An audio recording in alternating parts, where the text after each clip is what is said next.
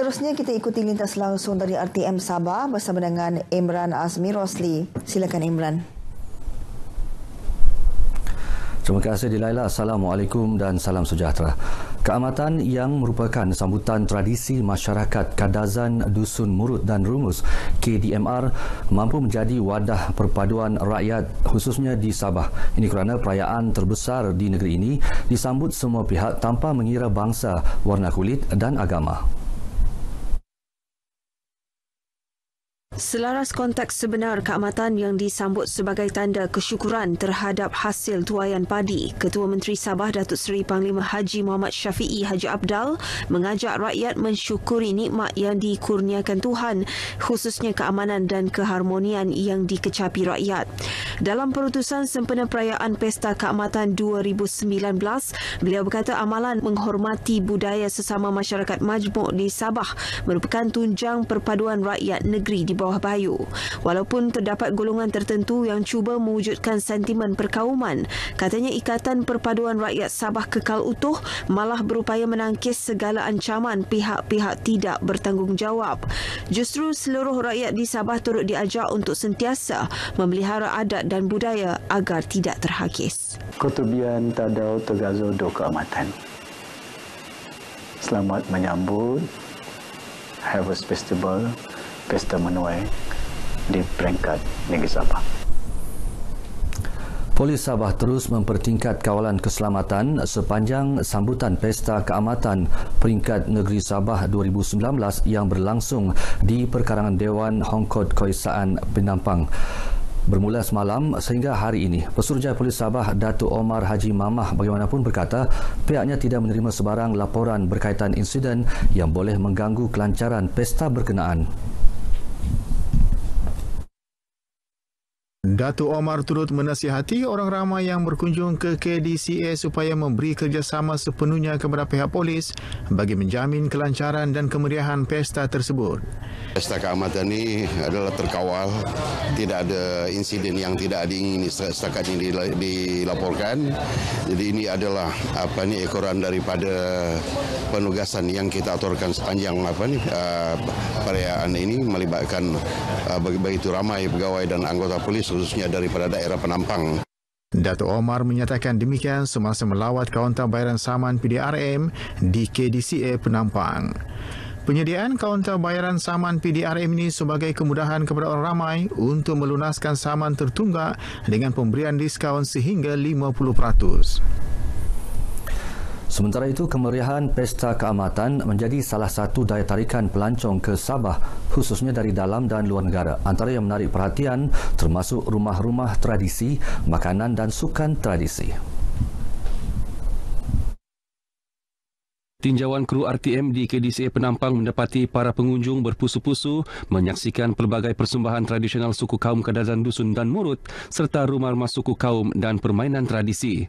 Generasi muda yang ditemui berharap pesta tahunan ini akan terus dikekalkan bagi memberi peluang kepada masyarakat khususnya belia mengetahui adat, budaya dan permainan tradisi suku kaum etnik di Sabah sekaligus mengelak daripada pupus di telan zaman. Generasi muda memang patut mempertahankan dan mengikut lebih banyak aktiviti-aktiviti warisan di sekolah mereka seperti kami dan meneruskan legasi-legasi budaya dahulu. Kami dapat mengunjungi rumah-rumah tradisional, dapat melihat makanan tradisional. Ya, inginkan keamatan ini diteruskan. Manakala pelancong asing yang ditemui teruja dengan pesta di Borneo ini.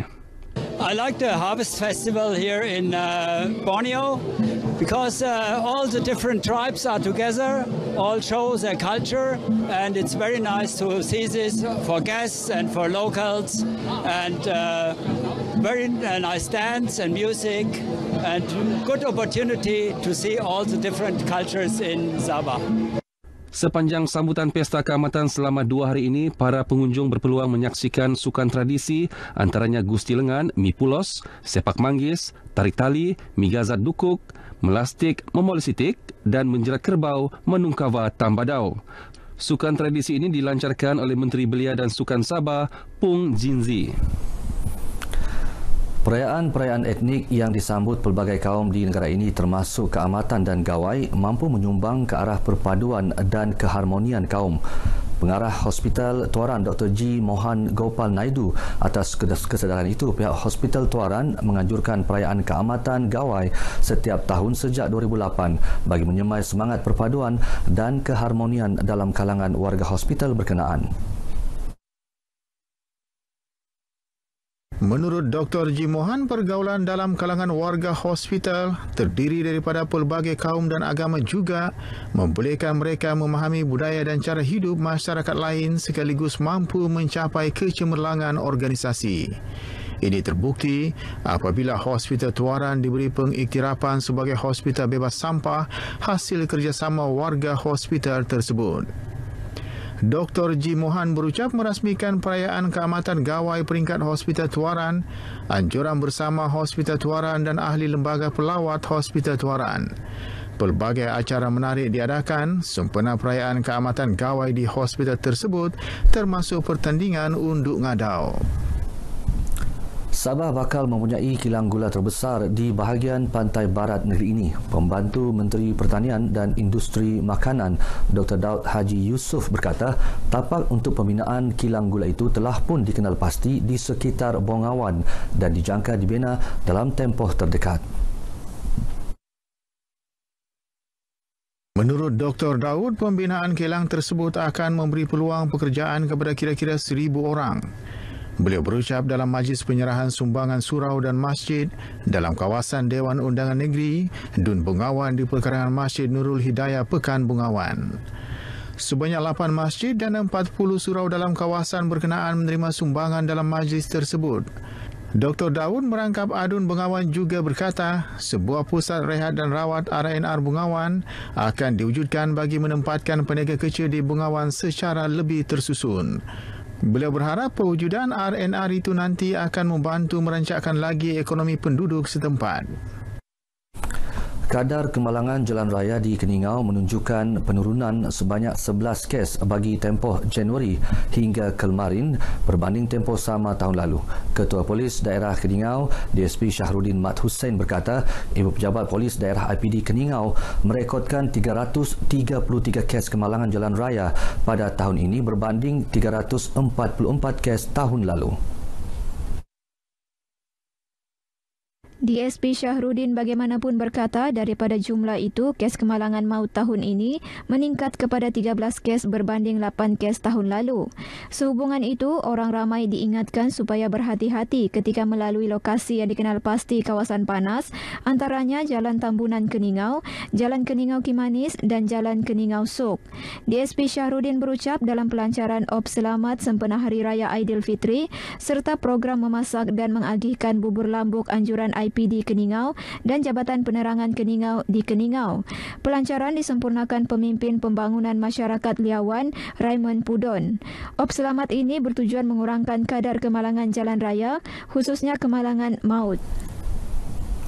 Program Jelajah Silaturahim Asnaf Wirawati Parti Warisan Sabah Warisan bahagian Tawau antara wadah terbaik ahli wirawati menyantuni golongan memerlukan dan layak menerima bantuan di kawasan tersebut. Ketuanya Adina Abraham berkata, selain memberi bantuan, program itu secara tidak langsung dapat mendekati dan mendengar masalah yang dihadapi masyarakat di peringkat akar umbi. Menurut Adina, Wirawati Warisan Tawau komited melaksana program kemasyarakatan selain merujuk pihak berkaitan untuk meneliti bentuk bantuan yang selayaknya disalurkan kepada penerima.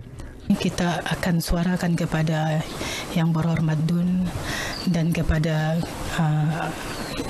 Ketua Bahagian kita, Tuan Abdul Salih Pinjal, untuk memberi bantuan dan memberi perhatian sepenuhnya kepada yang betul-betul memerlukan, sebab benda ini kita nampak dengan mata sendiri, sentuh kepada hati kita untuk kita buka membantu mereka.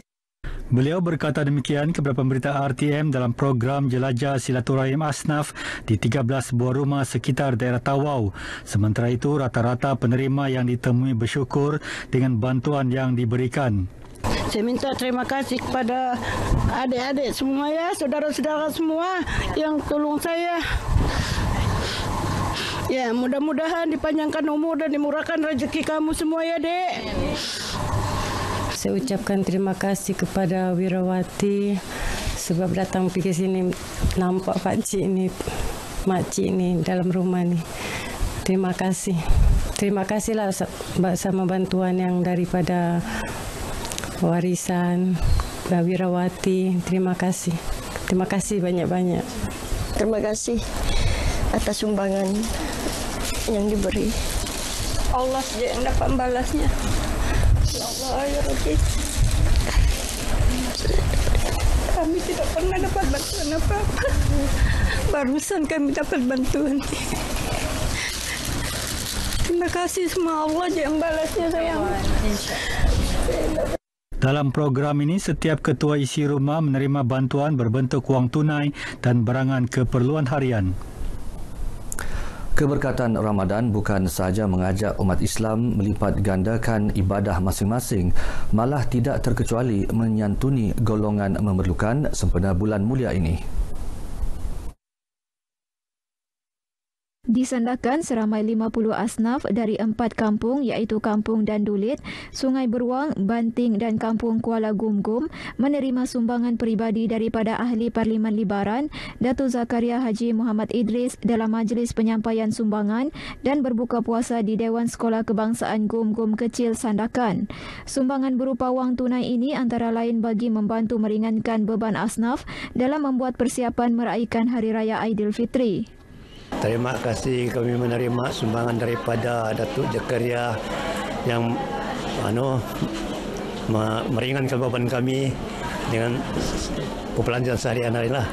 Terima kasih kepada Yang Berhormat Datuk Zakaria Haji Muhammad Idris atas sumbangan yang diberikan pada hari ini, dan insya-Allah sumbangan ini akan memberi manfaat sebelum Aidilfitri nanti. Terima kasih kepada Datuk Zakaria kerana memberikan sumbangan pada bulan Ramadan ini.